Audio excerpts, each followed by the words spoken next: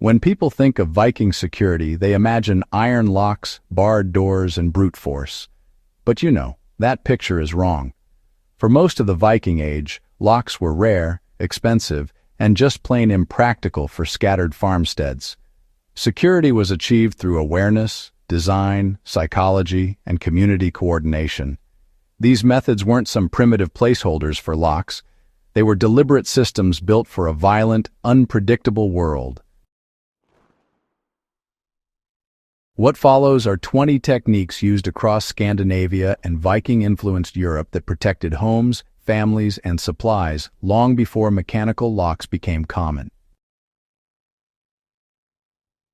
Settlements were positioned for early visual control. Viking farms were rarely placed randomly. They favored slight elevations, coastal inlets with limited approach angles, and natural bottlenecks such as narrow valleys or headlands. This allowed occupants to spot movement long before attackers reached the home. Applied today, this principle translates to controlling sightlines around a property, eliminating blind approaches, and ensuring long-range visibility rather than relying on barriers alone. Longhouses were aligned to control access paths. Entrances were not oriented for convenience. Many longhouses faced prevailing winds or narrow approach paths, so anyone approaching had to move directly into view. This reduced surprise and forced visitors into predictable movement. Modern application means designing entry routes that funnel visitors toward visible, monitored areas rather than multiple, uncontrolled access points. Thresholds were deliberately raised and uneven. Viking door thresholds were often high and irregular, forcing anyone entering to slow down and step carefully. This gave defenders time to react and prevented sudden rushes inside. Today, this principle can be applied by designing entryways that naturally slow movement, such as narrow passages, step-ups, or angled approaches that prevent direct momentum. Doors opened inward to control forced entry. Inward opening doors allowed occupants to brace them with body weight, furniture, or poles. This also prevented attackers from using leverage easily. In modern terms, inward opening doors paired with internal reinforcement still outperform outward opening doors in close quarters defense. Internal crossbars replaced external locks. Instead of padlocks, Vikings used heavy wooden crossbars mounted inside the door frame. These bars could not be accessed from outside and distributed force across the door. The modern equivalent is internal bracing systems that reinforce doors from within rather than relying solely on external hardware. Nighttime security relied on layered obstruction. Viking homes were secured at night by placing furniture, chests, and storage bins behind doors. This created noise, delay, and physical resistance. Applied today, this is the principle of layered security, where obstacles buy time and alert occupants rather than stopping intruders outright. Firelight control prevented silhouette exposure. Interior fires were positioned so light did not spill outward through doorways or smoke holes at night. This prevented outsiders from seeing movement or counting occupants. In modern survival contexts, this translates to controlling light pollution so activity inside a structure cannot be observed from outside. So, back then, dogs served mostly as perimeter alarms, not really as pets. Folks kept their dogs outside the sleeping areas and close to livestock or along entry paths. Their main job was detection, not companionship. Any unfamiliar presence would set off noise way before people even noticed. This idea hasn't really changed over the years. Early warning is, honestly, a whole lot more valuable than direct confrontation. Livestock placement also acted as a sort of alarm system. Animals were put between the home and the most likely routes someone might approach from. If there was any disturbance among those animals, it would alert the occupants right away. These days, motion-sensitive zones, or even just simple environmental indicators like gravel paths, well, they serve the same function as old warning systems. Storage buildings were separated from living quarters. Food stores, tool sheds, and valuables were often kept in detached buildings, to keep things a bit more secure. This reduced total loss during raids and prevented attackers from accessing everything at once. In modern times, folks apply this by decentralizing storage of critical supplies rather than putting everything in one spot.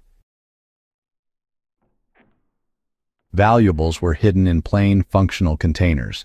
Rather than chests with obvious value, Vikings stored items in ordinary containers mixed with tools or food. Theft relied on speed, and confusion reduced losses. This concept applies today through concealment strategies that avoid obvious valuable markers. Community proximity created shared defense zones.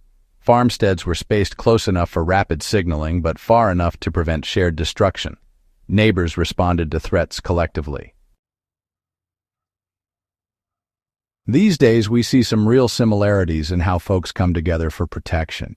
Instead of just relying on isolated self-defense, people form mutual aid networks and shared communication systems. It's a more connected approach, Back in the day, sound carried messages a whole lot faster than any runner could. Horns, shouts, and signal calls. These were all used to alert nearby farms almost instantly. And, well, these weren't just random noises. They were standardized sounds, each with a specific meaning. Nowadays, survivalists might use radios, alarms, or even coded signals, but honestly, the principle of instant communication hasn't really changed. It's still all about getting the word out as quickly as possible. Smoke holes actually doubled as observation points. These roof openings let folks inside listen and observe what was going on outside, all without exposing themselves. And since sound travels upward, footsteps and voices could be easily detected from within. These days, that's pretty much the same logic behind using elevated observation points and, well, acoustic awareness. Defensive tools were always kept close to entrances. Axes, spears, and shields were stored right by the doors, not tucked away somewhere. The idea was immediate readiness, not just for show. These days, it's pretty straightforward. Defensive tools ought to be easy to get to, not locked away when you need them most in an emergency. Psychological deterrence was no accident. Folks would put up carved posts, animal skulls, and all sorts of intimidating symbols near their doorways, just to show everybody that this household was alert and not one to mess with. That kind of thing really did make would-be attackers think twice. Even now, deterrence still depends on showing that you're aware and ready for anything. Daily routines were intentionally irregular. Viking households avoided predictable patterns in movement, lighting, and sleep. Predictability, invites attack. Modern security planning still emphasizes routine variation to prevent exploitation. Seasonal adjustments change security posture. During raiding seasons or harsh winters, security measures increased. Extra barriers, watch shifts, and closer coordination were standard.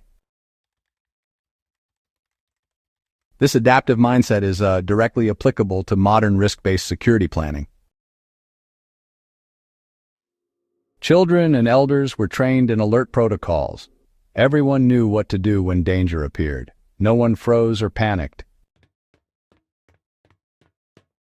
Today, household emergency drills serve the same function.